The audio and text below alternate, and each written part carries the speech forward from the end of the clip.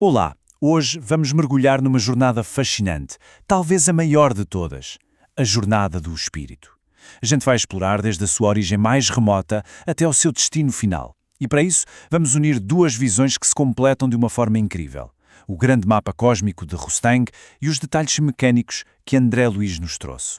Para a gente conseguir entender o nosso próprio caminho, a primeira pergunta tem que ser a mais fundamental de todas, não é mesmo? Onde é que tudo isso começa? Bom, o nosso roteiro vai ser este aqui. Vamos seguir a trajetória do espírito de forma cronológica.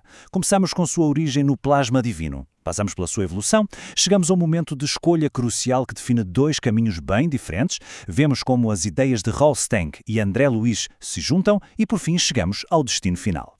Então, vamos lá. A nossa história começa, no início de tudo mesmo, na substância mais básica, na matéria-prima de toda a criação.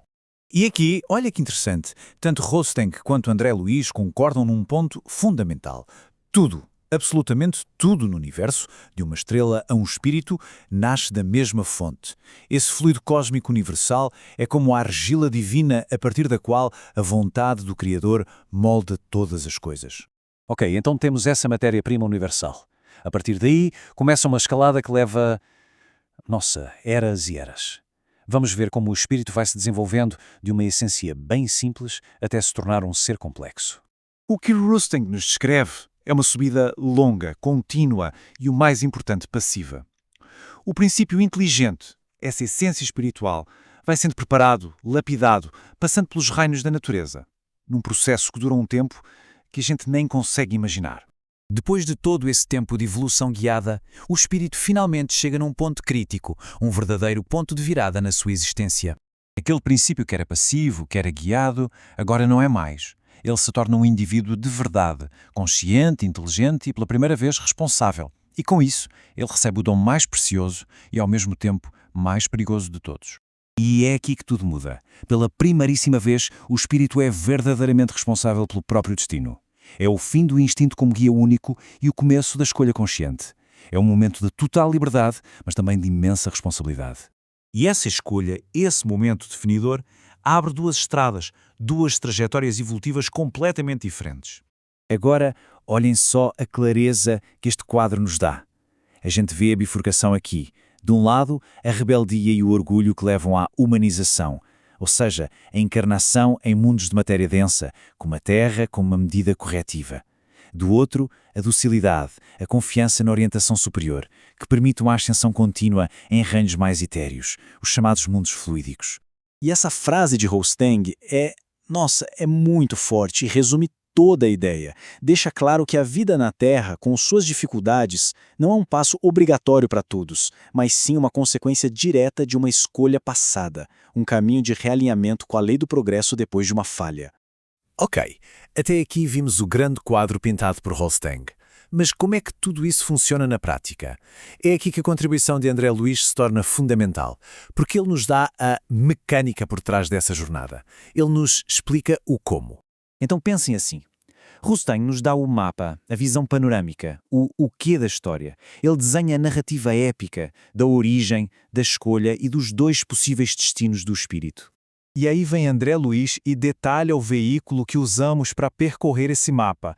Ele explica o como, ou seja, o funcionamento interno do espírito e do seu corpo espiritual, que torna toda essa viagem possível. E a peça-chave que André Luiz nos apresenta é essa, o perispírito. Ele é a ponte, o elo que conecta o espírito, que é imaterial, com a matéria densa do corpo físico. Ele não só serve como um molde para o corpo, mas também guarda tudo, cada experiência, cada pensamento, cada escolha. Então, vejam como André Luiz completa a figura. Ele explica que esse perispírito funciona como um molde, tanto nos mundos materiais, para os espíritos decaídos, quanto nos mundos fluídicos, para os puros. Ele nos fala dos automatismos que a gente adquire ao longo da evolução, que explicam como o espírito governa o corpo instintivamente. E coloca a mente como a grande diretora de tudo, moldando o perispírito e, por consequência, o nosso destino. Basicamente, ele nos dá a ciência por trás da grande história de Rostang. Certo, então temos esses dois caminhos, um bem mais longo e árduo, outro mais direto. Mas, e isso é muito importante, não importa a estrada escolhida, o destino final é exatamente o mesmo para todos. A jornada de quem caiu é marcada pela reparação, por consertar os erros. A do espírito, que se manteve puro, é de aprendizado contínuo. Mas, no fim das contas, as duas setas apontam para o mesmo lugar, um retorno à perfeição e à unidade com o Criador. E esta citação de Rosting fecha o ciclo de uma forma linda. Mostra que, apesar de todos os desvios e caminhos, a origem e o destino são os mesmos. E o que é esse estado final? É a perfeição. É um estado em que não há mais necessidade de encarnar, onde se tem ciência e conhecimento completos, liberdade total e, talvez o mais bonito, uma consciência exata e feliz da sua própria origem divina. No final, o que fica é que este vasto mapa cósmico não é apenas uma história distante. É, na verdade, um quadro de referência para entendermos a nossa própria vida, as nossas escolhas e a direção da nossa evolução. A reflexão que fica é essa: se cada experiência que temos é um passo para onde a jornada de cada um está a levar.